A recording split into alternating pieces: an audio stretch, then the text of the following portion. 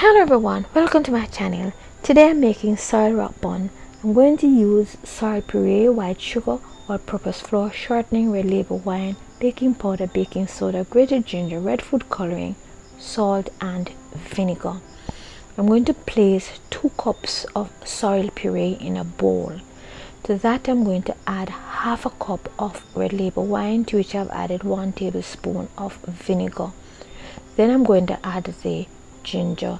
I colored the ginger red and I left that overnight. I'm going to combine that with the other ingredients. Then I'm going to add 1 teaspoon of vanilla and I'm going to set that aside. In a bowl containing 2 pounds of flour, I'm going to add 1 teaspoon baking soda, 2 teaspoons baking powder, 1 teaspoon salt and 8 ounces of sugar. I'm going to combine the dry ingredients, and once I've done that I'm going to add the shortening. I'm adding half a cup of shortening. I'm going to use my fingers to combine the flour and the shortening, and once that's completed it's now time to add the wet ingredients.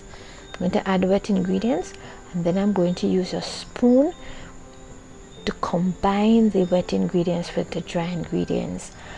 After that I'm going to use my hands to pull the dough together until I get a ball. Then I'm going to cover that with a towel and I'm going to set that aside for 15 minutes. At the end of 15 minutes I'm going to place my dough on a well floured board. I'm not going to need that much. I'm going to divide the dough into 2, and then pieces left on the board I'm going to flatten that to about 1 inch. I'm going to form that into a circle, and then I'm going to cut that into 8 equal parts. I'm going to take each part and I'm going to form a ball, and I'm going to place that on a greased baking sheet. Place it in an oven at 350 degrees Fahrenheit until it's done.